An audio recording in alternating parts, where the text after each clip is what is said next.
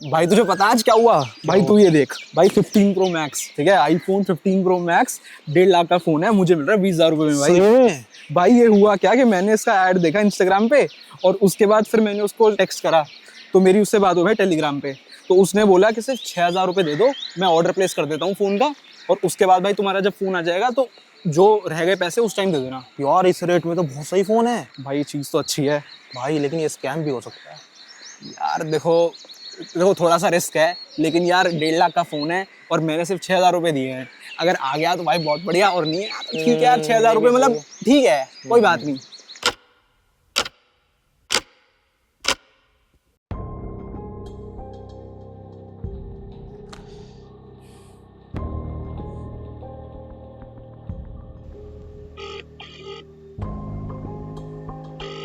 The number you have dialed is currently busy.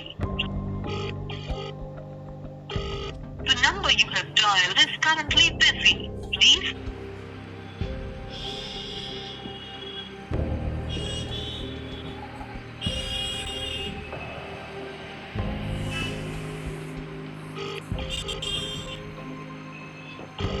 The number you have dialed is currently busy. Please try later. आपके द्वारा dial किया गया number अभी व्यस्त है, कृपया कुछ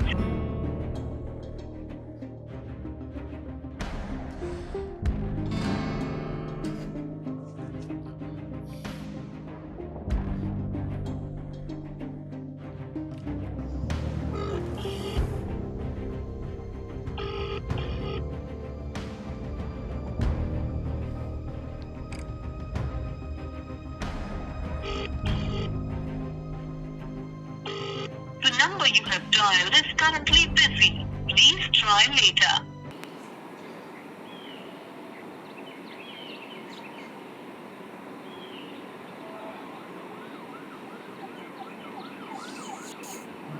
क्या हुआ भाई? भाई यार रोहित तू सही कह रहा था यार।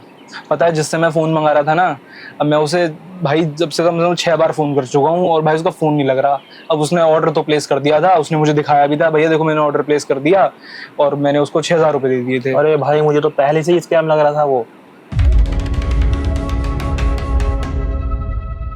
चलिए मान कि पूरे पैसे नहीं दिए। भाई पूरे तो देख वो 20,000 रुपये का नुकसान हो जाता, और क्या। तू भाई उस दिन मुझे बोल भी रहा था कि भाई स्कैम हो सकता है। भाई मुझसे गलती हुई, मैं तेरी बात नहीं मानी। दोस्त स्कैम छोड़, इसमें तो पुलिस का पंगा भी हो सकता है।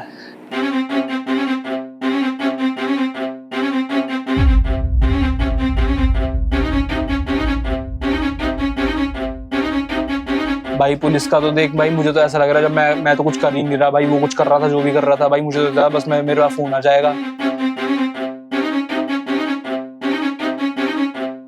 चल ठीक है, क्यों इतनी टेंशन लेनी। अरे यार कॉफी पीते हैं भाई, क्या हो गया। अरे भाई देखी जाएगी जो कुछ हो। नहीं यार ठीक है, चल ठीक है भाई, मिलते हैं। ओके भाई। ओके भाई।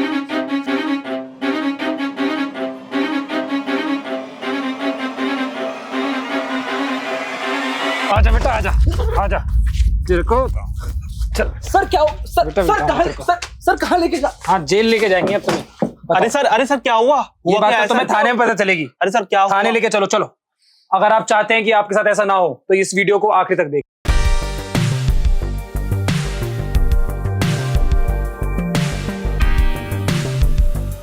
आपने ऐसा कई बार सुना होगा या देखा तो जरूर होगा कि एप्पल के फ्लैगशिप प्रोडक्ट्स, महंगे महंगे आईफोन्स, मैकबुक्स, एप्पल वॉचेस बहुत ही सस्ते दामों में, ऐसे एड्स हमें इंस्टाग्राम और टेलीग्राम पे बहुत देखने को मिलते हैं। और ये एड्स देख के हम सब लोग सोचते हैं कि यार ये इतने सस्ते में कैसे मिल रहे हैं, बट फिर दिल कहता है कि प्राइस तो बहुत रीजनेबल है, एक बार ट्राई करके देखता हूँ। तो क्या इनको लेना सही है?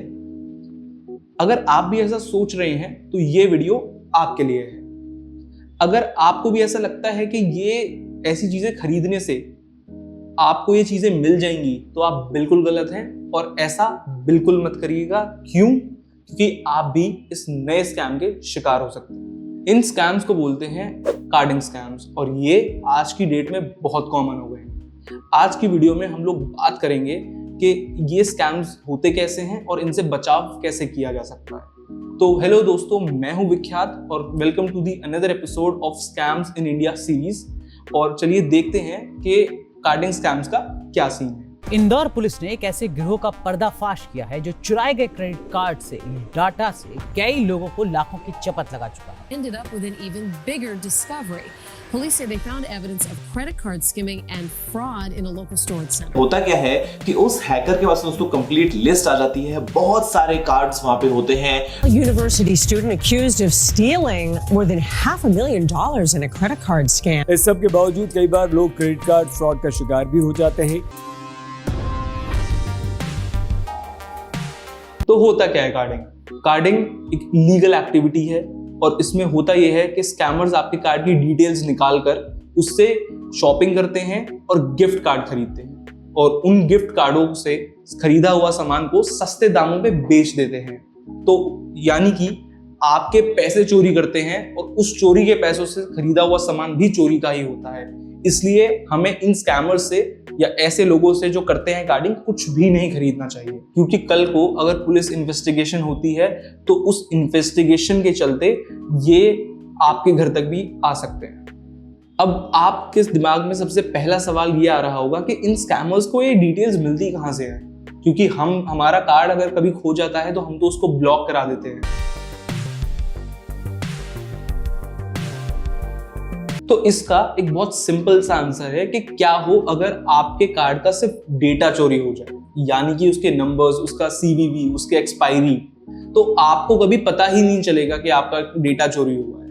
अगर आप ऑनलाइन शॉपिंग करते हैं या कोई भी ऑनलाइन चीजें खरीदते हैं तो उस केस में अगर आप किसी ऐसी वेबसाइट से शॉपिंग करते हैं जो गूगल वेरीफाइड नहीं है, जिसके URL में HTTPS नहीं है, तो उन साइट्स को ब्रीच करना बहुत आसान होता है। और वो साइट्स, क्योंकि आपने वहां से कुछ शॉपिंग करी, तो अगर आप अपना कार्ड यूज करते हैं तो उसके थ्रू उसका जो डेटा है वो सेव कर लिया जाता है और ऐसी साइट्स को ब्रीच करके वो डेटा बहुत ही आसानी से निकाला जा सकता है। हाल ही में हुई कुछ डेटा ब्रीचेस को देखिए। ये जो कार्डर्स होते हैं ये यहीं से हमारा डेटा निकालते हैं और उस डेटा को यूज करके हम ही लोगों को स्कैम करते हैं। ये तो हो गई बहुत सिंपल सी चीजें कि होती कैसे है कार्डिंग। अब कहानी में ट्विस्ट ये आता है कि इंडिया में 99% जो लोग हैं जो खुद को बोलते हैं कि हम लोग कार्डिंग करते हैं, वो एक्चुअली रिपर्स होते हैं। अब आप सोचेंगे कि इन दोनों में फर्क क्या है, कार्डर्स में और रिपर्स में। रिपर्स यानी वो लोग होते हैं जो खुद तो कार्डिंग नहीं करते, लेकिन वो सबको बोलते हैं कि हम लोग करते हैं कार्डिंग, और वो सिर्फ लोगों के साथ स्कैम करते हैं। ये वही लोग हैं जो इंस्टाग्राम और टेलीग्राम पे ऐसे एड्स रन करते हैं कि आईफोन्स बहुत सस्ते में, मैकबुक्स बहुत सस्ते में। ये रिपर्स आपसे बोलेंगे कि ये आपको कोई भी प्रोडक्ट ए बहुत सस्ते दामों में दिला देंगे और उसके लिए आपको कुछ एडवांस पेमेंट करनी होगी। मान लीजिए आपसे बोलेंगे कि 1.5 लाख रुपए का आईफोन आपको वो 20,000 रुपए में दे देंगे और उसके लिए वो एडवांस जो मांगते हैं पेमेंट, दैट इज 3,000। तो अब आप सोचेंगे कि 1.5 लाख रुपए के फोन के लिए सिर्फ 3,000 रुपए एडवांस देना पड़ रहा है और एडवांस देने के बाद ही वो लोग उसको शिप कर पाएंगे। तो एक बार आपने पेमेंट कर दी, फिर आप वो पेमेंट भूल जाइए। क्यों? क्योंकि इनको कार्डिंग आती ही नहीं है और ना ये कार्डिंग करते, ये बोल के कि हम लोग करते हैं कार्डिंग, आपका जो पैसा है, जो आपकी हार्ड एंड मनी है, वो सिर्फ लूटते हैं।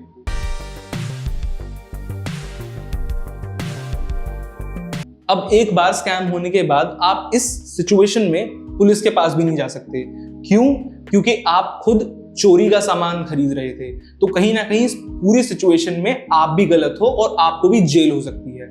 और ये स्कैमर्स, ये रिपर्स इन्हीं चीजों का फायदा उठाते हैं। कुछ रिपर्स तो आपको ये बताएंगे कि वो कस्टम ऑफिसर्स हैं और क्योंकि उन्होंने इन फोन्स को कस्टम से फ्री कराया है, इसलिए इनकी कॉस्ट इतनी कम है।